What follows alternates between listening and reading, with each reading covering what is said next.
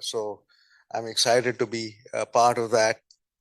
My name is Shomik Mehendiratta. I am in the World Bank, the practice manager for transport now for Europe and Central Asia. And, I have my list of pet things that I'm hoping data and AI will solve. So I'm going to ask my hard questions, but really, I see this as an opportunity for all of you to ask your hard questions of the people who have agreed to sit here and try and answer them. So with that, we'll start with a short opening um, set of comments. Two of our speakers will actually show some slides. They'll go for 5 odd minutes, and then I'll ask a couple of questions to get us started. And then after that, I will open it up to you. So let's just start with an introduction of the speakers.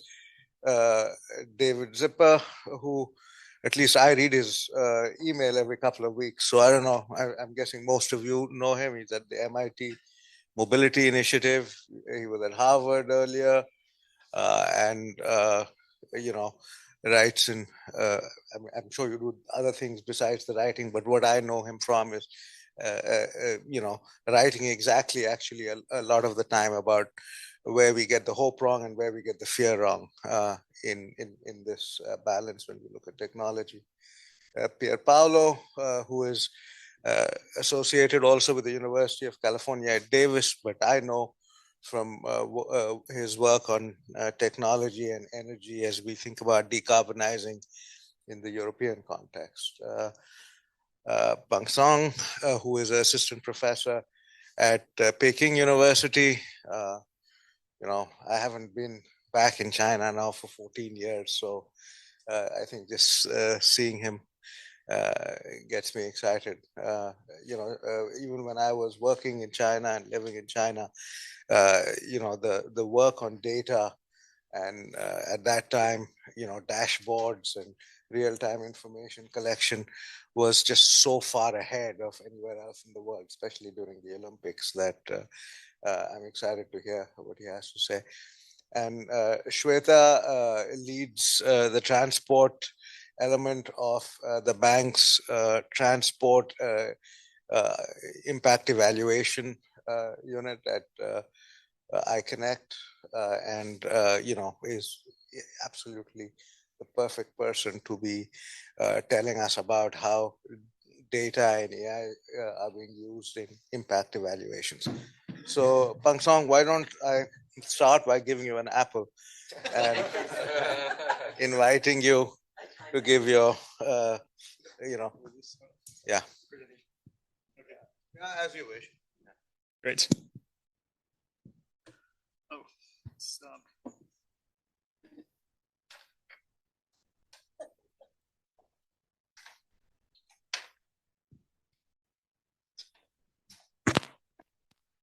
Okay, great. It's a great pleasure to join the distinguished panelists today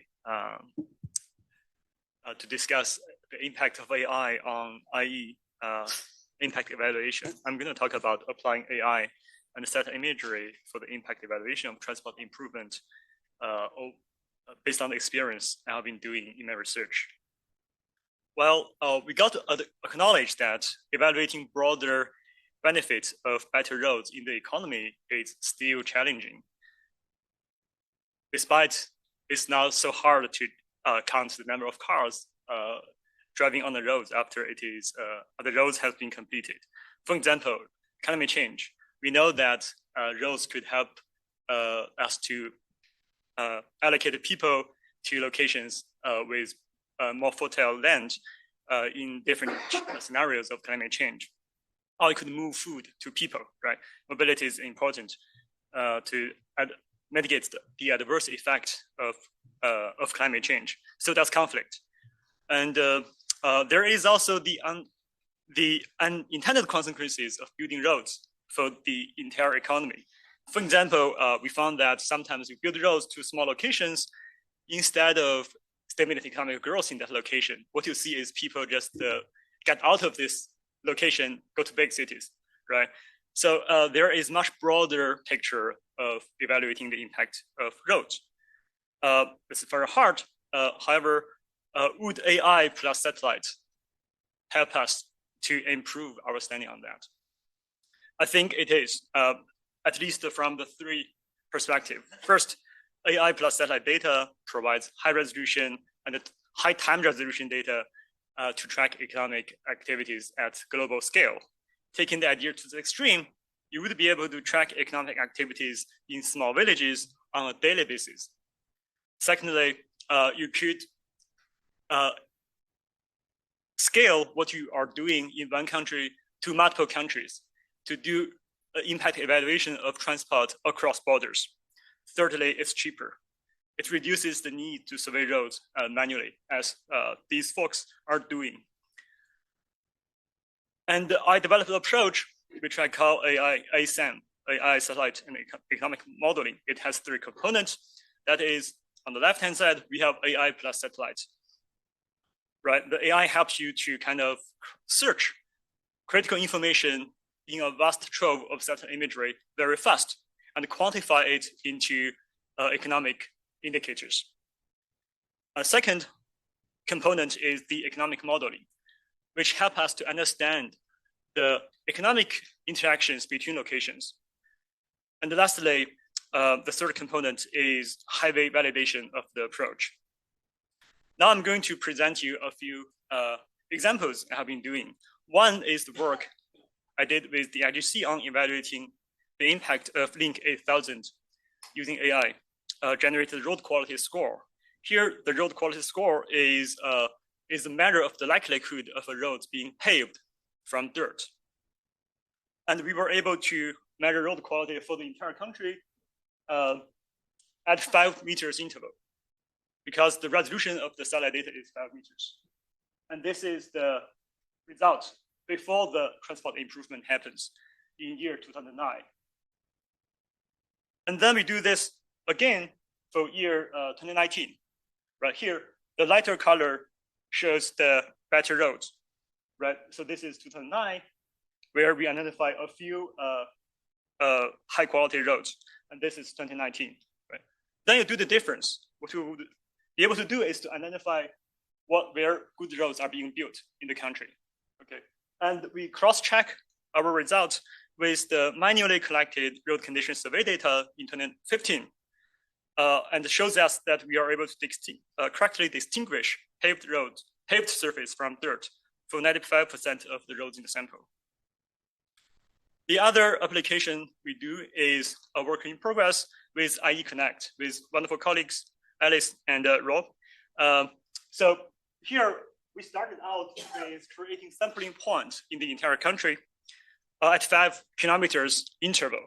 And we hire an army of RAs to eyeball the road surface condition and compare it over time.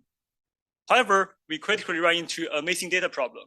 Even though we have found significant signal for road improvement within the samples, right? We see large improvement in roads, but we don't know the road condition in the rest area in the country, in the rest 90% of the country. So AI would help us to fill that gap in the missing data problem. We will be able to use the data we collect as the training label and the training AI to identify road quality in the rest of the country. So that's where we see the power of AI and the satellite data. Despite that, there are a few challenges I want to share with the audience today. First, we think that satellite data is still fairly pricey. I got an academic account to do what I was doing, but if you are running a commercial purpose, or even for the World Bank, the price will be like 100 times higher. And we do need to scan large area on Earth, and we do need a large amount of data for storage, for processing. I mean, there is the cost. But a lot of times we are priced out by the commercial usage, such as you demand from hedge fund. Here, I think because the benefit of using such method to evaluate transportation investment is beneficial, I think it calls for partnerships between the bank, the government, and the private satellite companies. And I will leave the second message on the screen. Thanks.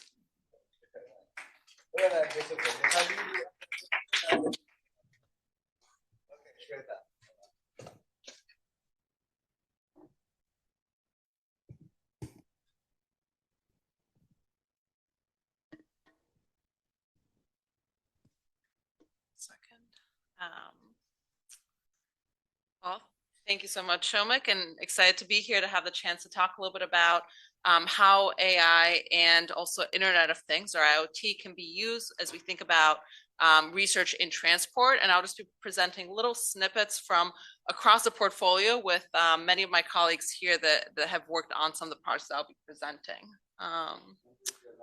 Yeah, if the presentation, oh, there we go. All right, perfect. So we know that governments invest a massive amount in transport infrastructure, transport technology.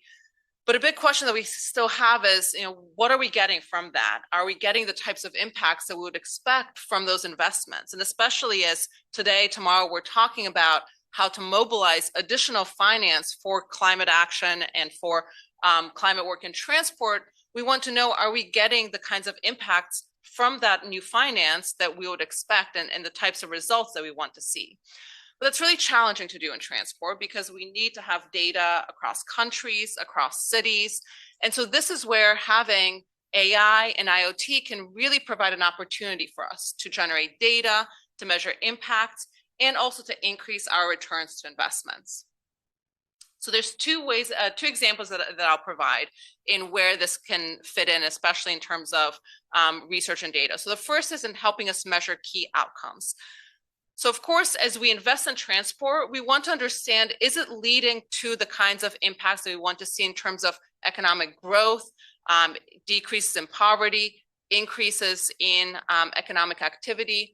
And so one area in which we can use machine learning, artificial intelligence, is in helping us generate those outcome variables. So by combining satellite data with other measures like Facebook marketing data, OpenStreetMap, we can create indicators to help us see how economic activity is changing, how poverty is changing, and we can use that as we're trying to understand the impacts of our investments. We've been continuing to develop this as there's new data and other ways in which we can use data. So we can also combine the satellite data with telecom data and using, again, machine learning algorithms that allow us to measure poverty at a very high spatial frequency.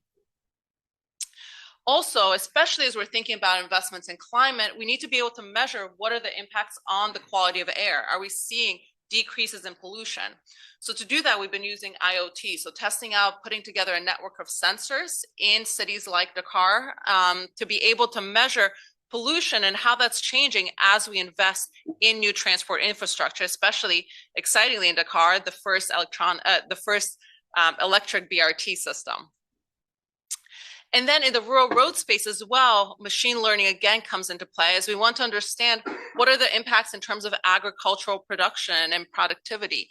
And there we've been using machine learning algorithms to help us in classifying land so that we can see what is happening as we build roads. And we find that in Mozambique, we do see increases in cultivated land as you increase market access. Although importantly, we also see that this might come at an ecological cost as that new cultivated land is replacing land that before was forest. And so as we use more AI and machine learning to help us generate data to look at these questions, we're able to look at some of these trade-offs and think about what types of policies might be needed. A second area in which AI is extremely useful is also in terms of generating data and insights to inform more effective policy. We've especially been doing this in the road safety space. On one hand, we've been looking to see how we can generate more data on crash locations and timing. So using machine learning algorithms to help us process data, both administrative and also crowdsourced data, and to be able to geolocate where crashes are happening so that our policymakers know when and where they need to be targeting their investments.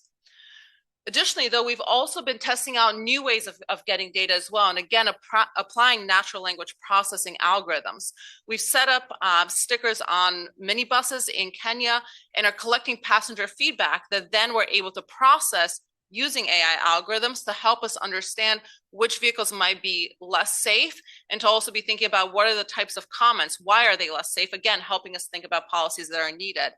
We also are combining this with IoT as we've included GPS devices on some of these GPS trackers on some of these buses that then we can use to check against the crowdsourced data to see whether the telematics data is aligned with what passengers are telling us. Are they thinking about safety in the same way that we might get from GPS telematics data?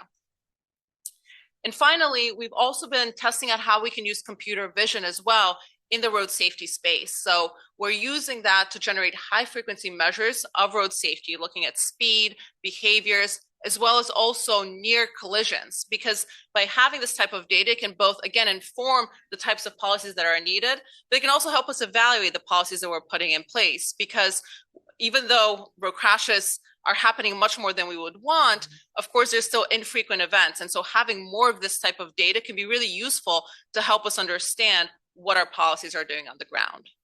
So this is just a little bit of a taste of the opportunity that AI and IoT can provide in terms of transforming the data that's available and in helping us support more effective transport policy. So I'm excited to talk with the panel today on this, as well as some of the challenges in doing this in practice.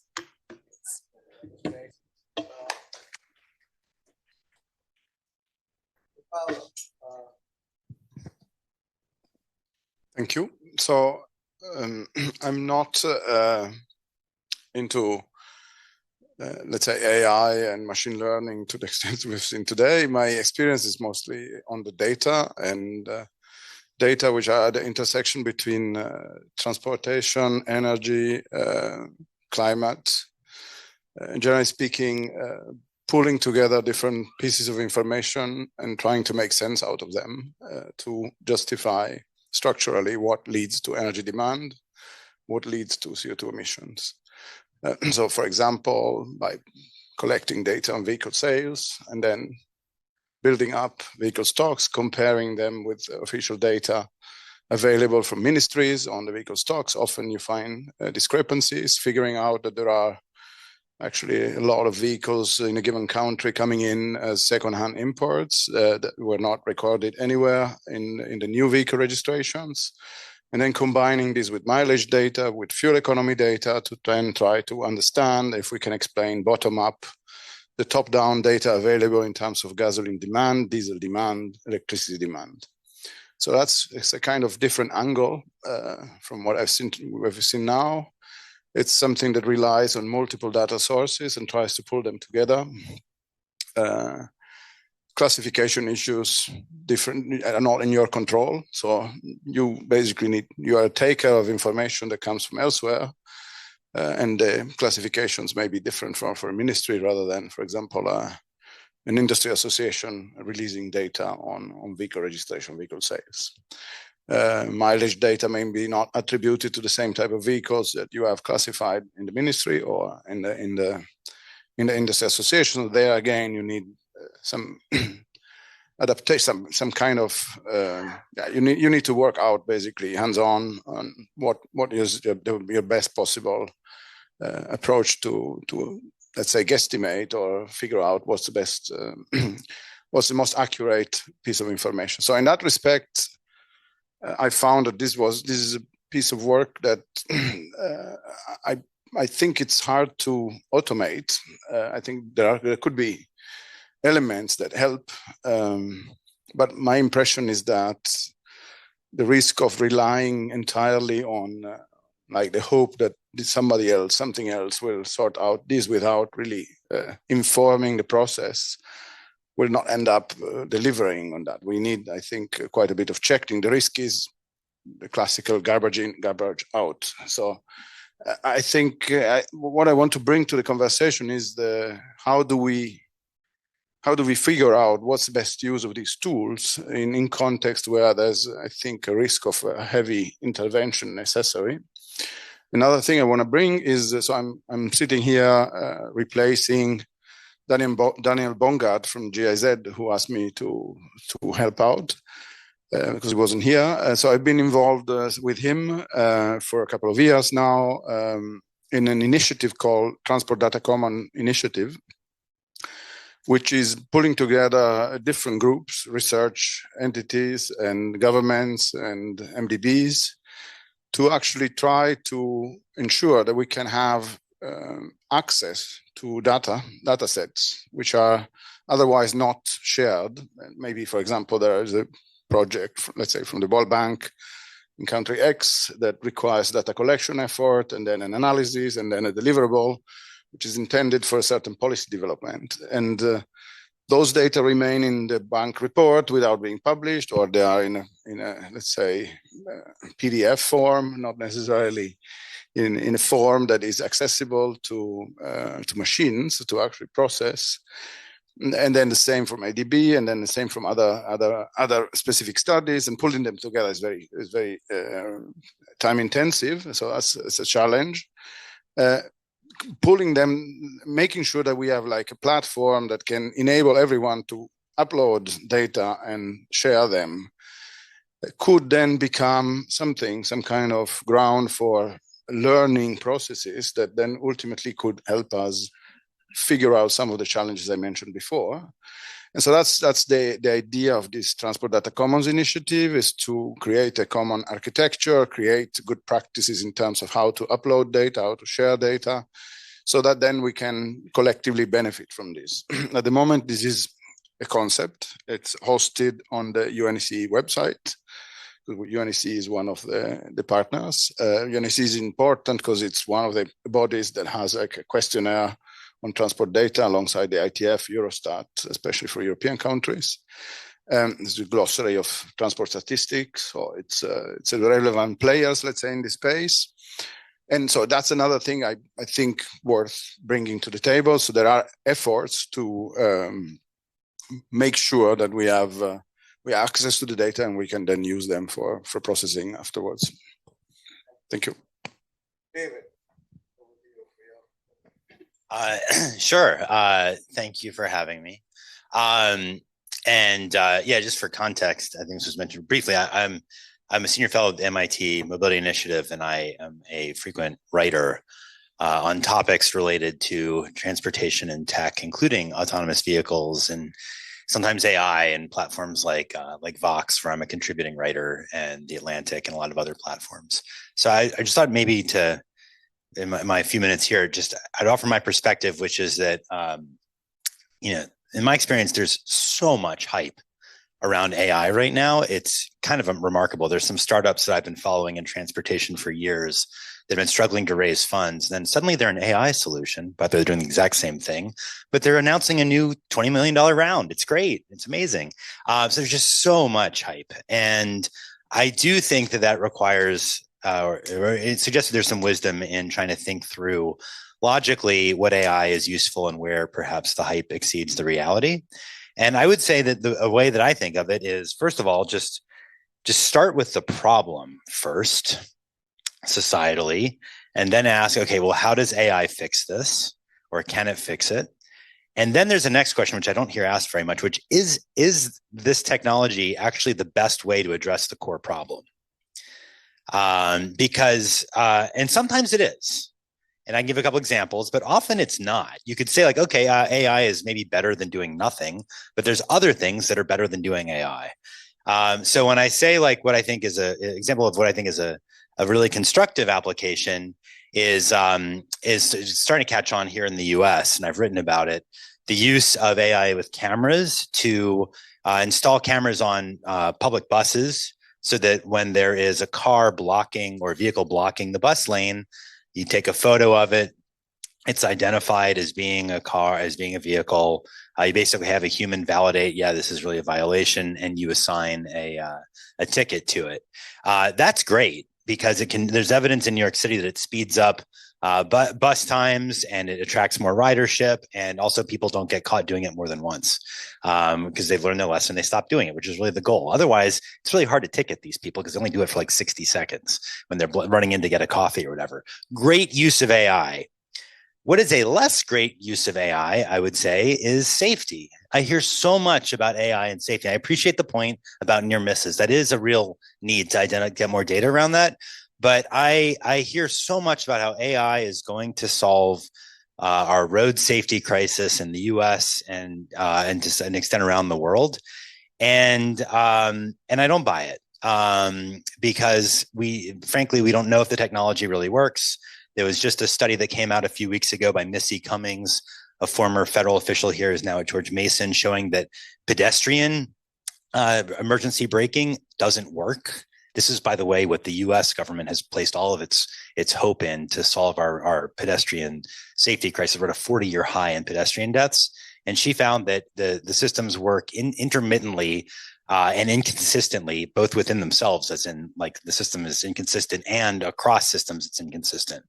So again, why not just slow down the traffic? Why not support more transit? Why not do any of a number of things that we all know about can really save lives rather than focus on AI? And in particular, I think about autonomous vehicles because perhaps that, at least in this country, is the most famous application of AI to transportation.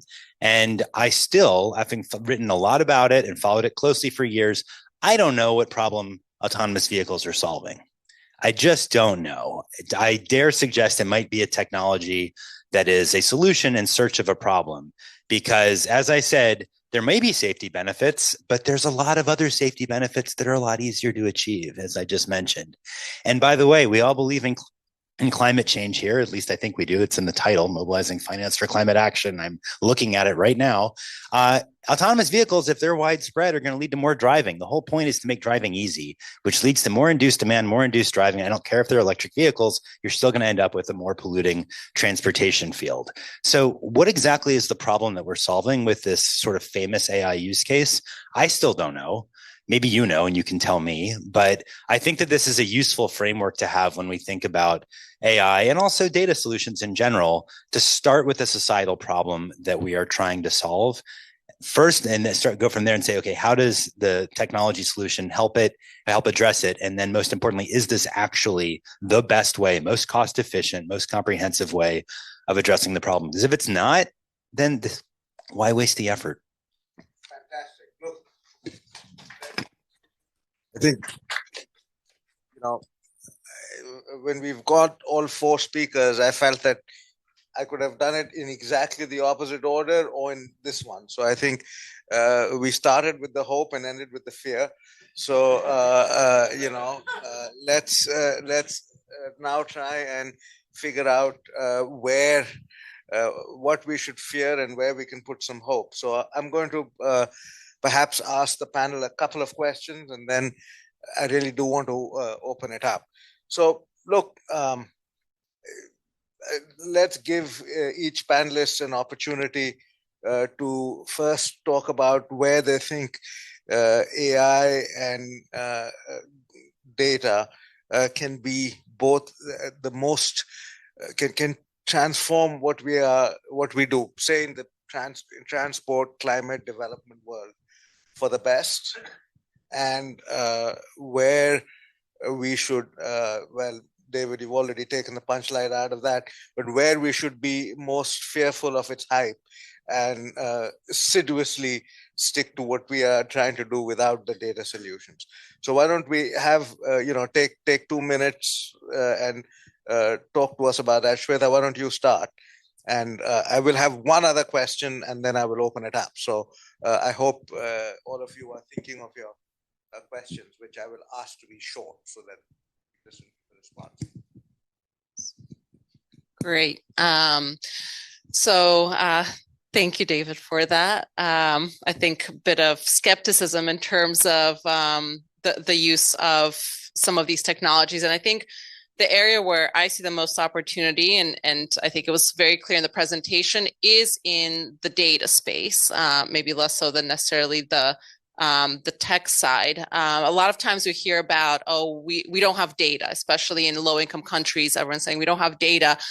But I would actually argue we don't have structured data. We don't have data that is usable and that provides us with information. But actually, more and more, there is data out there. And that's where I think AI can help us in terms of harnessing it and turning it into policy implications. And that's what I was kind of trying to demonstrate with a lot of the work that we're doing, is that opportunity to use these algorithms to help us in terms of more efficiently, more quickly turning that data into something that a policymaker can actually make use of, inform their policies, and then also evaluate whether those policies are working so that they can quickly pivot and change direction if that's not the case. At the same time, in terms of challenges, again, and sort of speaking to that data space, of course, privacy concerns come to mind. I was just listening to a podcast the other day about, tracking of vehicles and what that might mean in terms of privacy and challenges there. And so, of course, as we use AI to help process this data and apply it for policy, I think it's also important to be thinking about some of the privacy concerns and how we can use the data in an ethical way and in a way that is preserving privacy, is not kind of leading to some of these potentially not great uses of the data as well. But I think even though there is that challenge, it doesn't mean we shouldn't be using the data. It means that we just need to be thinking really carefully. And then one other piece with the challenge is also in terms of bias, because again, when we use this data, if it's informing our policies, we want to make sure that we can actually trust it if we're going to then be making countrywide policies that will affect the population. And so it's really important to understand what the data represents. And again, this doesn't mean that we don't use the data just because it's not perfect, but we do need to be careful and take into account how it can be used and also how it should not be used as well. So similarly to David's point, that sometimes it can really help us, but it doesn't mean that it solves every single question that we need. And so that's important to keep in mind. Thanks. Well, I think I share the same perspective aspect because my own work is also heavily on the data space.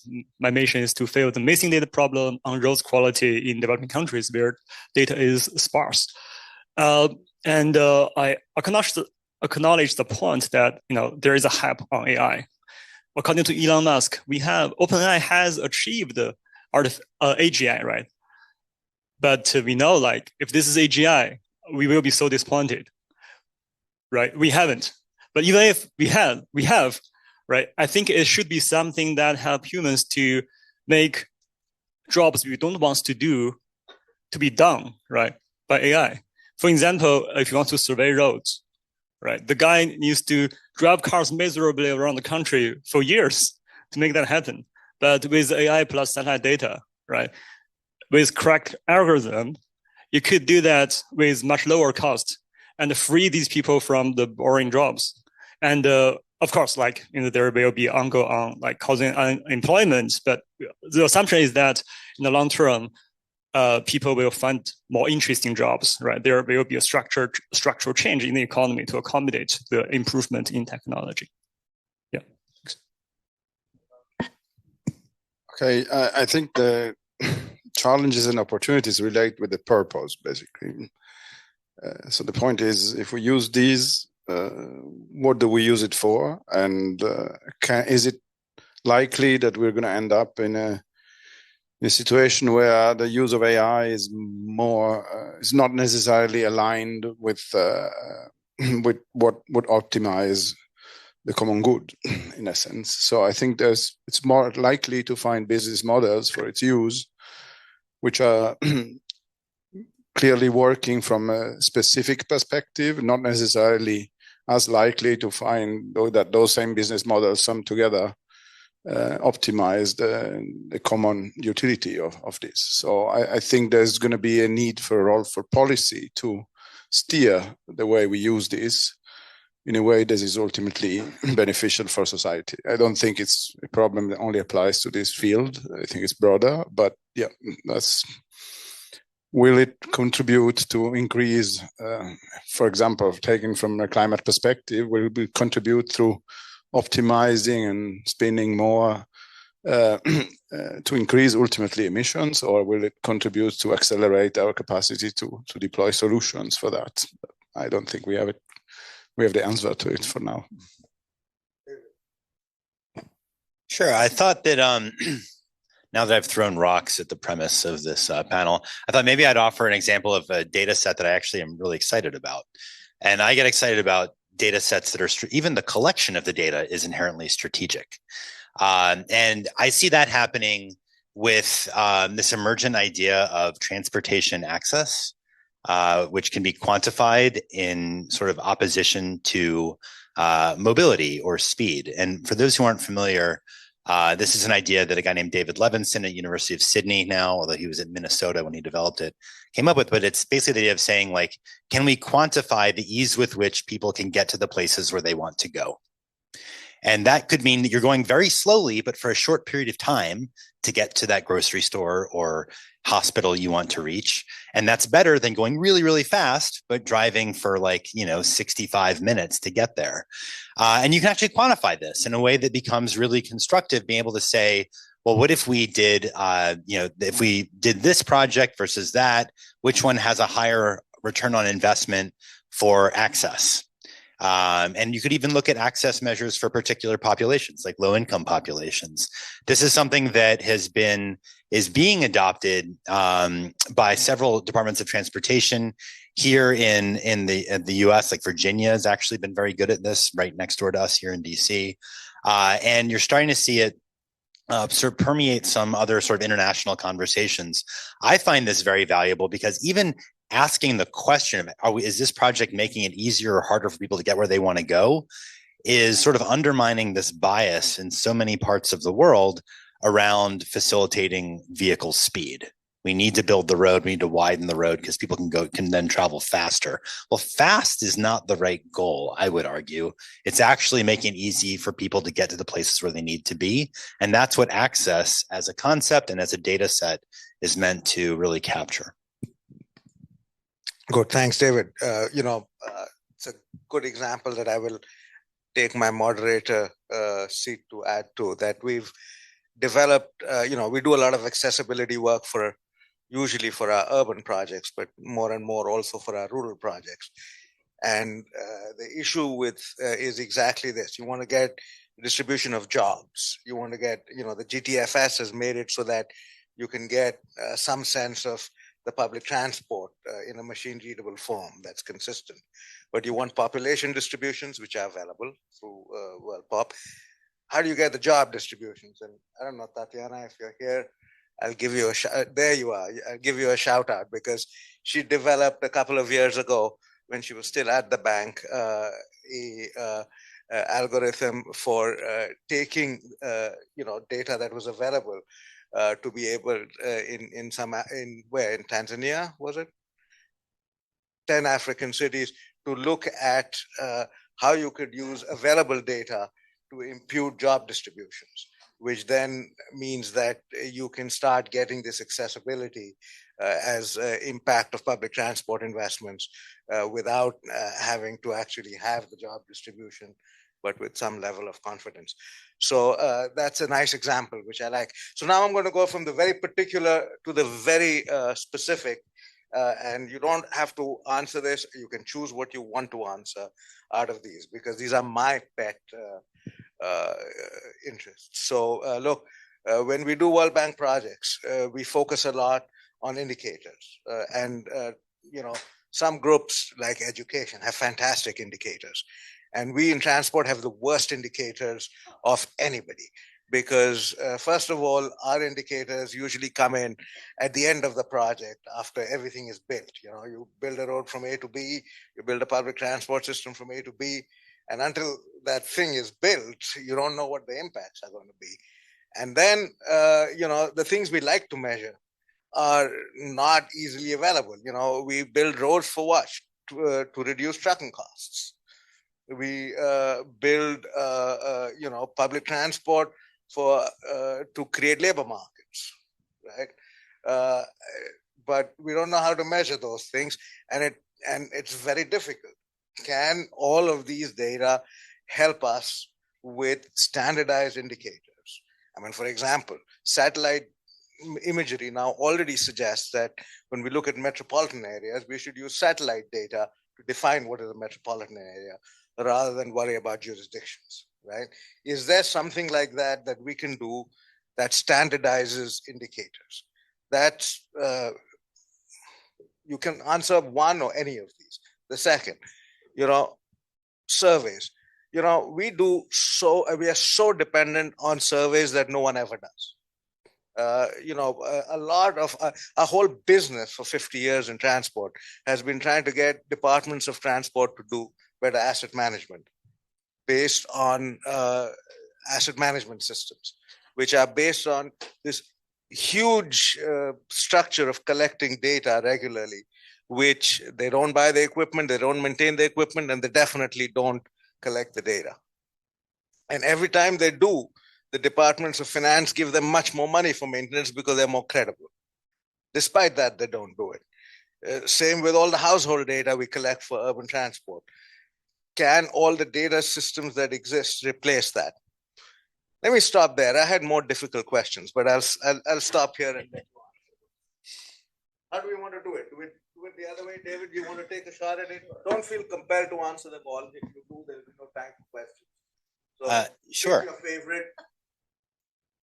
Sure. So if I answered the first one, or one of the first ones, was what sort of metrics or data sets would be helpful to capture?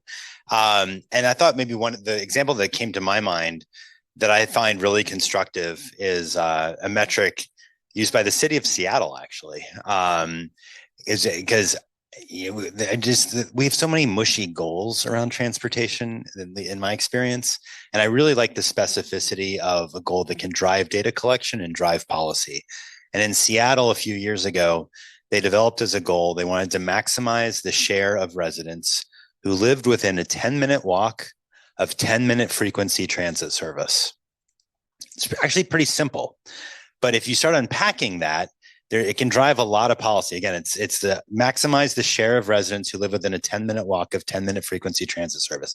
I know there's people from certain parts of the world who are like, Jesus, that's your goal. It's pathetic, but welcome to America. But that actually drove a lot of sidewalk investments in Seattle because it's a walk to these trunk lines that are going to be going fairly frequently. It drove a lot of adjustments to the service routes of transit to make sure that you had more lines that were qualifying as high frequency, which meant 10-minute service, and also contributed toward land use adjustments because the city wanted to build more apartments, more high density construction along those trunk lines that have the 10-minute frequency service. So I found this framework refreshingly specific and strategic and enlightening. And it's something that I hope that I'd like to see more examples just like that. Thanks. One observation I want to add to this is the relevance of shared data architecture that could ultimately help having a framework that helps with comparative assessments. I mean, what you're talking about are ultimately data that you're supposed to use for different case studies, and you ideally want them to be comparable. So unless there is an effort to develop an architecture that enables then different projects to look after information that is compatible, that exercise will always be subjective. Is always going to bump into challenges. So, and I think this is something that in the context of machine learning and automating the work of processing data and understanding, having an effort done to make sure that we work on the basis of shared architecture would help give us a boost. That's a great point, and I'm going to interject just to give a shout out to GTFS. At least in the urban mobility world, it was such a significant game changer, and just that's such an important point, and perhaps that's what we should be really trying to focus on. Where are the shared architectures? Where are the low-hanging fruit to define shared architectures that we can start using? I mean, if you guys go away with one message from this session, let that be it. And I challenge anyone else to now do better. Thanks. I think I thought of three things here. One is a metric that measure traffic congestion satellite-based.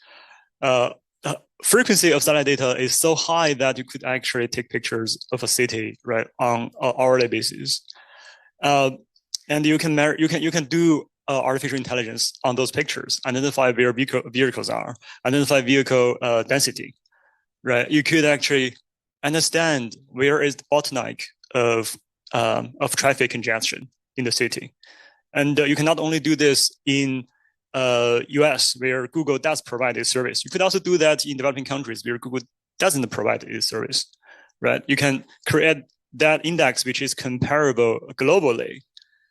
I think the satellite plus AI does provide us a lot of things that is unimaginable, a lot of interesting metrics that could help us to develop our cities.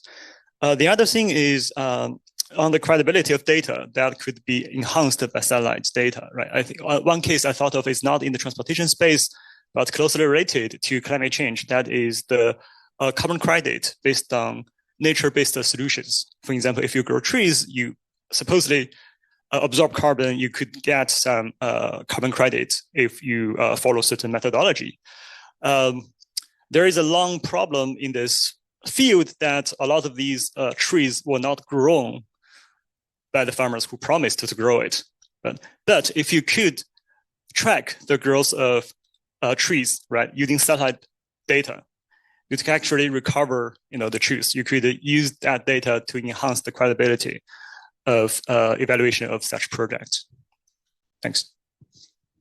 Last word to you, Shweta, before we get the. All right. Since we've heard about a lot of indicators, I'll actually use the time to mention maybe some caution with standardization and standard indicators. And I'll use the example actually that I gave it in terms of Mozambique. So again, something we may be interested in as we build our rural roads is what does that mean for our farmers and cultivation of land? And there are fantastic satellite data sets that classify land. And it's nice because it's standard, you can use it across the world. But what our researchers found was that when looking at Mozambique, the classification was not very good.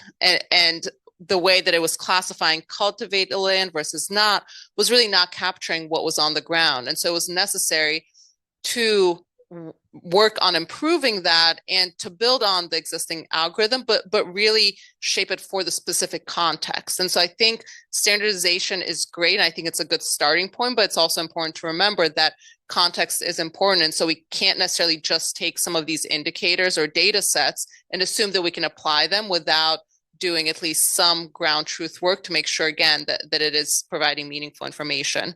And another aspect is also thinking about gender. And I think that's one area where, with AI, with data generation through AI, it's fantastic. But one of the things that can't always help us with is disaggregating the indicators by gender. And we're finding very different impacts if we're looking at the experiences of men and women when it comes to transport and transport use. And so making sure that as we standardize and start using these new data sources, we're then not also forgetting the importance of that survey data and of making sure that we're getting those disaggregated indicators as well. That's fantastic. Look, this is the time to ask questions. We have 15 minutes, so I'd ask people to be succinct. And, because I don't do anything the way it's always supposed to be done, I will let people make comments because often people want to make comments. But if you're trying to make a comment, please keep it under 90 seconds. Okay. Questions, comments, why don't you come up to the mic? And come up to the mic. Just it's the easiest way for all of us to handle it, and come up behind the person who's there so we have a sense of who it is.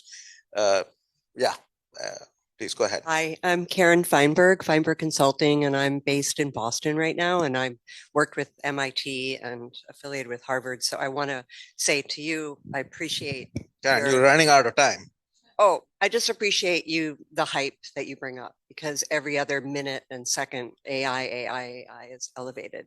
My question about the gender piece and the live data shot that somebody showed, and I'm wondering around global security, and if you see something that is happening that is like violence against women or something like that on the live streets, is there this collaboration with security professionals? That's one of my questions.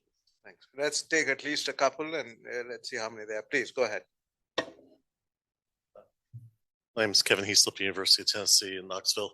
I'm glad that we have some of the hype around the AI, because I think there's solutions that weren't paid attention to that are getting investment because of the hype. even though they haven't changed that much. But my question is for bridging rural and urban disparity in transportation. So there's a lot of opportunities for microtransit to use data and AI for more rural applications of transit. But we see a lot of fractures in societies, not just in the US, but beyond, with this disparity between rural and urban opportunity and mobility. Can you all talk about maybe things that can be done to bridge that gap? Thank you. Let's take one more and then. Hi, I'm Luisa Chavez. I work for Nauman. We work with big data as well. Exactly one of your questions about surveys and household. We try to complement this information using AI.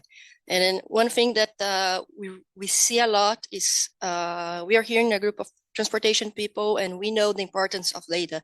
When we go to the cities, when we go for the people, we have this barrier to face because they prefer to stay with the old ways.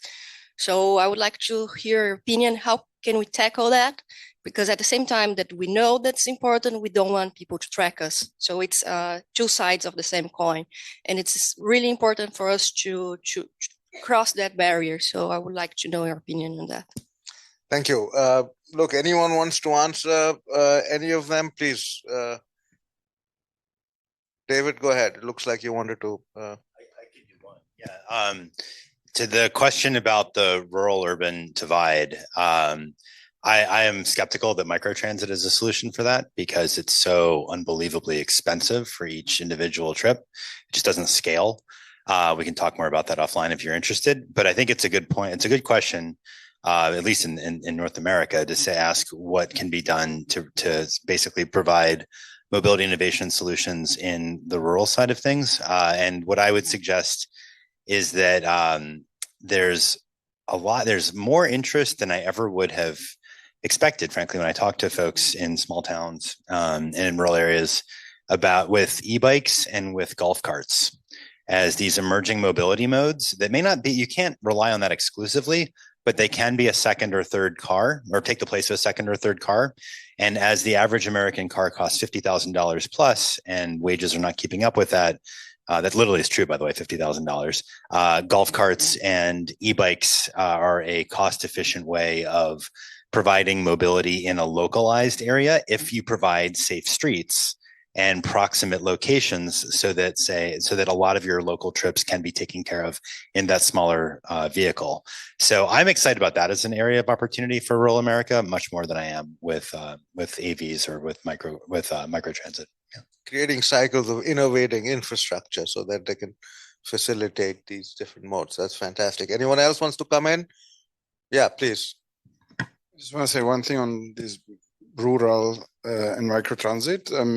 Flagging that I'm maybe a bit less pessimistic than David on that. There are some experiences which I think are valuable in the case of France, where it's not entirely rural, but it's less urbanized areas where there are opportunities to, by combining the concept of public transport, which has stops, rather than point-to-point entirely servicing rural public transport. So there are some concepts that essentially help aggregating a bit with this idea of stops along main axis of transport, which are difficult to serve with public transport, and that they can be served more cost effectively with forms of microtransit. So I wouldn't just qualify it black and white. I think there are also spaces and actual experiences in Lyon in particular, which I think are interesting to explore and could be strengthened by, and already are strengthened, so underpinned by data ultimately. So that's something where I think there are positive experiences. I don't think it's just negative. I think the Seoul night bus experiment sounds a little similar like that, and maybe it's worth following up on. Shweta.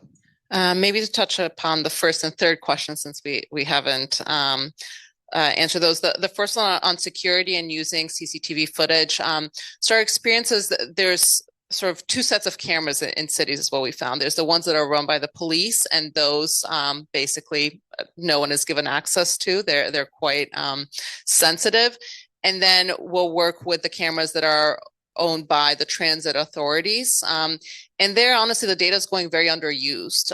So even the work that we're doing is kind of the first time that they're actually starting to make a bit more use of that information, at least in some of these very low resource settings. So I think there's a lot of opportunity, and we're doing other research specifically on GBV and how we increase reporting in GBV. And so it would be really interesting to see how we could combine actually some of this work with cameras with also the reporting work that the iConnect program has been doing. And then on the third question, in terms of kind of how do we change the mindset in terms of moving from traditional data sources, I think that is definitely challenging. I've been working a lot with telecom data, which I know is kind of Naman's bread and butter. And we do get a lot of skepticism in terms of, whether this can really be helpful. And I think it will take time and building trust with government institutions, demonstrating the value. And through that, I think hopefully that we can kind of build a culture where some of this new data is used in conjunction with traditional data. So also the idea is not to replace the data, but to complement. I think we have time for two more questions or comments if people have them. And I think 2 is what we've got in the line. So that's perfect. Good afternoon. Thank you so much for your time. My name is Ogaga Ujo. I work at the World Bank in the air transport side. And I've spent a lot of my time designing networks for different airlines, different countries. And one thing I find interesting is that it's very difficult to get the true origin and destination of a passenger or customer. So my question is, with AI and data, number one, will we be able to have a better view of last mile transportation? And on a related note, will that reduce the barriers between modes of transport? Because I think that, it's all about integrated transport going forward, and hopefully AI and data should alleviate that. So will we have, or how will we be able to understand last mile transportation? Thank you. Liliana. Hi, my name is Shkerinska. I'm a senior transport specialist at the bank. Sveta, you already started responding to my question, so I don't know if I should ask it.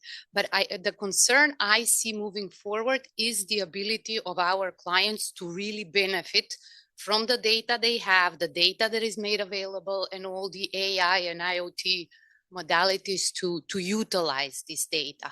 And my question to you is, do you already see specific capacity priorities that we as development banks should be focusing on to help these countries or these cities to be able to absorb the new data, benefit from them in their investment prioritization? Because I see this currently being very much driven by development organizations, by academics. And I wonder if we're gonna end up having a situation where we say we have the knowledge, but actually countries do not have the means to acquire it and the means to use it in order to improve their decisions. Thank you. We have 1 or 2 minutes left. So anyone wants to come in? Please. I go quick on the first question about last mile opportunities with urban air mobility. I am deeply skeptical because this is going to really surprise you. But in all seriousness, like this, is anyone old enough to remember what RideHail was saying, what Uber and Lyft were saying 10 years ago? They're going to solve transit's last mile problem. And now we'd all be taking, apparently like $25 Uber rides to reach transit, where we'd wait, 10 minutes to take a $2 transit trip wherever we're going. No one did that. It's just not, it was all just like a hype. And we didn't do it because RideHail is a luxury service and transit is not seen in the same way. And so people who want to take RideHail don't want to be sitting with strangers and waiting. So if that was the problem that sort of did in the idea of RideHail as the last mile solution, I don't see how urban air mobility, which is even more expensive by a lot, is going to be the last mile solution at scale for urban transit. I have a lot more confidence in bike share and in good old fashioned walking.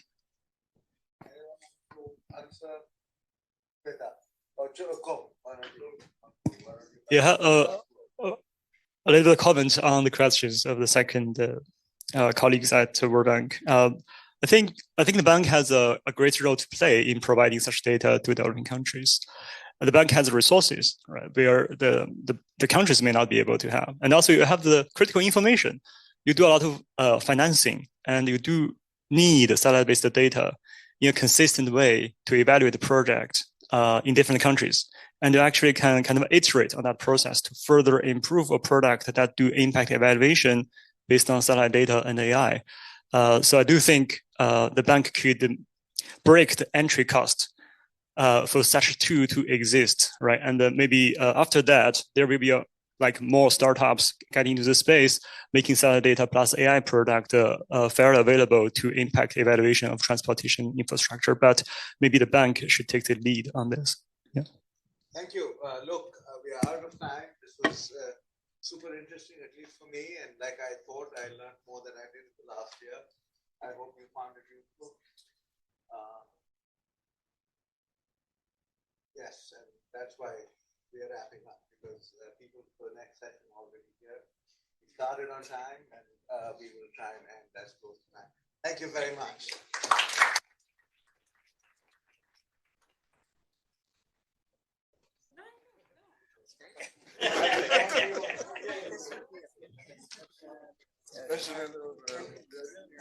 The question was I so. Yeah.